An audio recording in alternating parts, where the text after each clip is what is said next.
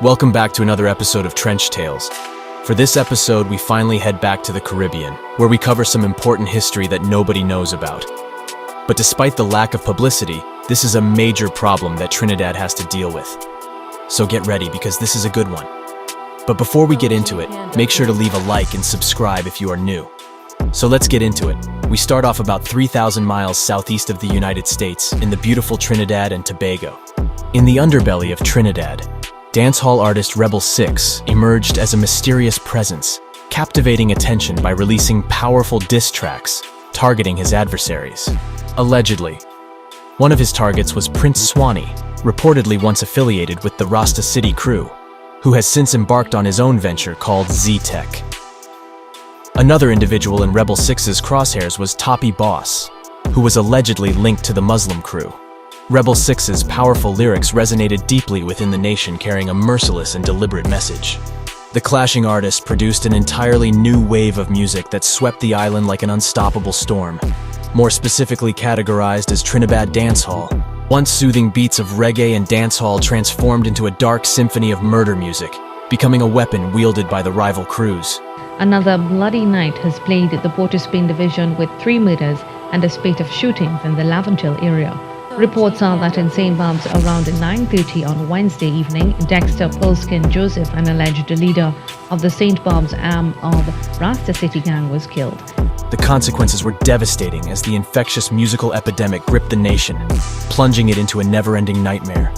Trinidad's murder rates skyrocketed, gunshots blazing in the streets, a chilling testament to the power of this unholy marriage between music and violence.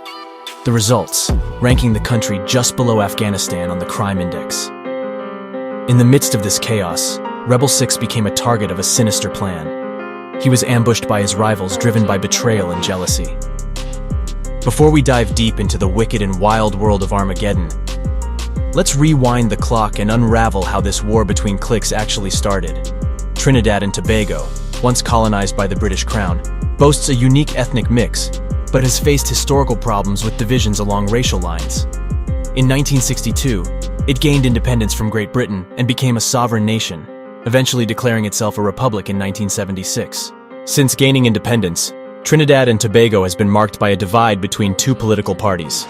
The People's National Movement, a leftist liberal socialist party, has been championed by the Rasta City crew of the Rastafarian culture, advocating for equality and fairness for all.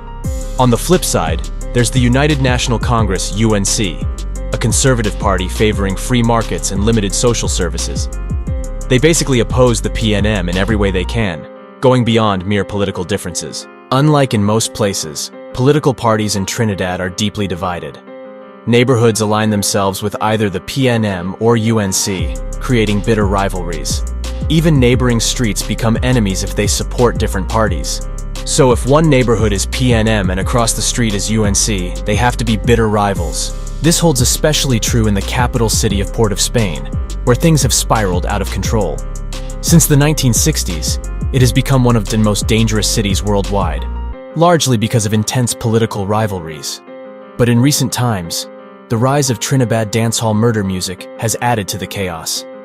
Artists from different camps diss each other, and citizens have normalized these violent messages, using them as fuel for their own violent activities.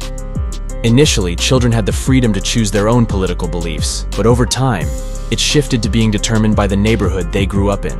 So if you hailed from a UNC neighborhood, you were expected to align with them. This toxic situation brings us to the heart of it all. Welcome to Port of Spain, unquestionably one of the worst places in Trinidad. The region itself is divided into 2 closely neighboring sections. First, you have Laventil, an area originally built by freed slaves and then developed by the UNC. A breeding ground for the mobilization efforts of an Islamic organization, once led by a 6-foot man by the name of Abu Bakr, who in 1990 made a controversially bloody attempt to seize and temporarily overthrow the country's democratically elected government. On an ordinary afternoon in Trinidad and Tobago, families gather for a local Sesame Street show when the TV screen flickers, revealing the imposing figure of Abu Bakr, standing tall at 6'4". Dressed in a flowing white robe, his face radiates a menacing intensity. Abu Bakr makes a shocking announcement. At 6 p.m. this afternoon, the government of Trinidad and Tobago was overthrown. The Prime Minister and members of the cabinet are under arrest. Gunshots ring out, interrupting the chaos. Panic erupts as an armed figure in camouflage fatigues storms in the country's parliament. For 6 days and 5 nights, Trinidad is held captive by Abu Bakr and his 115 devoted followers under the banner of Jamaat al-Muslimin. This audacious coup marks the only militant Islamic uprising in the Western Hemisphere, claiming 24 lives and leaving a lasting impact on Trinidad. And you know what? Bakr never faced conviction despite attempting to arrest his own country's prime minister. In the aftermath, the country takes a dark turn. Annual murders escalate from under 100 to a staggering 600 as deadly gang warfare engulfs the nation. And for this reason, the People's National Movement was infuriated. The residents of the community across the street were far from being supporters, to put it mildly. This would be Beetham, allegedly home to the formidable Rasta City gang, a tight-knit group of PNM loyalists. Many Afro-Trinidadians felt neglected by the government fueling their alliance with Rasta City. The gang emerged as a resistance against the control exerted by the Muslim gang. The Muslims controlled the majority of the area's weapons, drugs, and wealth, while Rasta City has deep Rastafarian roots originating from Jamaica and their reverence for Emperor Haile Selassie, whom they consider the embodiment of Jesus. It is ironic that the current crew deviates from the religion's pacifist and non-materialistic beliefs, often showcasing their long, lavish gold chains of the highest carats. Remember this guy? Fast forward to the 21st century, and Trinidad's landscape has drastically changed. 2 dominant gangs, the Nine's Muslims and the Seven's Rasta City, have transformed into umbrella organizations sheltering 42 offspring gangs, comprising both Rasta City and Muslim units. Amidst the vibrant music scene in Trinidad, 2 names stood out, captivating the nation with their exceptional talent. Prince Swanee, mesmerizing audiences worldwide with his chart-topping hit, Catch 22, and Rebel 6, a highly favored dancehall artist. What many may not know is that these 2 artists were once close friends, and allegedly even a part of the same Seven's Rasta City camp. Growing up together, they collaborated on songs and shared dreams of using their musical gifts to escape the streets. However, tragedy struck when Rebel 6 became disenchanted with the way the Seven camp was being led by its authorities. This discord reportedly caused a rift between Prince Swanee and Rebel 6, turning once loyal friends into bitter enemies. The falling out was fueled by corruption and negative vibes infecting the Rasta City camp.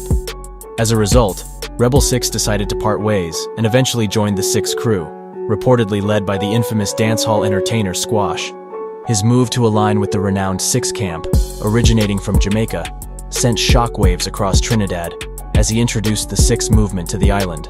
The transformation from friends to foes was a result of the deep-seated issues within the Rasta City camp, and their divergent paths led them to opposing factions. The clash between Prince Swanee and Rebel 6, now representing different camps, added a new layer of intensity to Trinidad's music scene, making headlines and sparking intrigue among their fans and followers. As the crew started to shift amidst the turmoil within Rasta City, a brutal tribal war erupted, plunging the 7 gang, 6 gang, and Muslims gang into a deadly cycle of violence. Night and day, they ruthlessly attempted to assassinate each other, making the streets as hot as ever. Realizing that things had spiraled out of control, the top artists from each group decided to initiate a peace meeting on July 4th, 2020. The 6s, Rasta City, and the Muslims were poised to set aside their differences and sign a treaty, a glimmer of hope amidst the darkness. It was a chance to extinguish the bloodshed and restore harmony to a city teetering on the edge. From today onwards, there are no groups, gangs, or organizations, informal or otherwise, by the names Unruly ISIS or Rasta City in Chaguanas or any part of Trinidad. The former gang members are changing their ways, and they ask for the public's forgiveness and help. However, as the appointed hour approached, Rebel 6 chose to betray the truce. Suspicion gripped his mind, convinced that the peace meeting was a treacherous trap, a cunning ploy to outsmart him and fake reconciliation. By deliberately snubbing the gathering, Rebel 6 sent a chilling message to the Rasta and Muslim camps. They interpreted his absence as a deceitful sign, a signal that the beef remained far from over, and he craved war instead. The shadows grew darker on that fateful Sunday night, enveloping Rebel 6's residence in Viceroy Crescent, literally less than 24 hours after the peace meeting. Lost in the virtual world of video games, he remained oblivious to the impending danger lurking just beyond his open front door. Unbeknownst to him, his sanctuary was about to be violated by an unfathomable darkness. Suddenly, the tranquility of the night was shattered as two figures silently infiltrated his home like footsteps of stealthy Navy SEALs. Allegedly. Startled by a sound, Rebel 6 momentarily removed his video game headset but dismissed it as nothing, placing it back on instead of reaching for a weapon. Unaware of the intruders, he turned towards the door and felt a chill run down his spine as he confronted the looming presence before him. In a horrifying symphony, the walls echoed with the eruption of gunfire. Bullets cut through the air, their deadly purpose homing in on their target. The assailants unleashed a relentless storm of bullets, approximately 20 finding their mark on Rebel 6.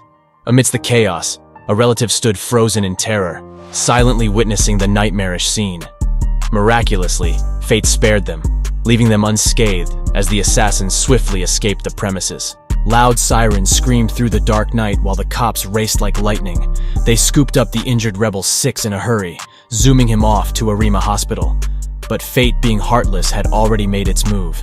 As they raced ahead, Rebel 6's life slipped away, stolen by the merciless hands of his assailants. In the aftermath of the harrowing attack, silence descended upon Viceroy Crescent. A heavy shroud of mourning and devastation. The night once filled with hopes and dreams now carried the weight of tragedy. A vibrant voice in the music world silenced forever. The grim announcement came from the lips of the authorities. This was no random act of violence. Gang warfare had stained the streets with blood once more. As the city grappled with grief, an insidious question lurked in the shadows. Who orchestrated this sinister plot? The investigation for answers began as the puzzle of motives and perpetrators unraveled. Departing from the Sevens, Rebel 6 inadvertently painted a target on his back, igniting the flames of vengeance in the hearts of those left behind. Amidst the tangled threads of their shared past, a haunting question by fans lingered. Could Swanee, possibly once a trusted companion, be driven by jealousy that festered like a venomous serpent? However, I doubt this was the case. In the backdrop of this risky dance between rival crews, the Muslims, a mere adversary on the surface reportedly held secrets of their own. Whispers of Rebel 6's desire to break free from the Sixth group to join the Muslims circulated, casting shadows of suspicion that it could have allegedly been members of his own Sixth group who placed the hit.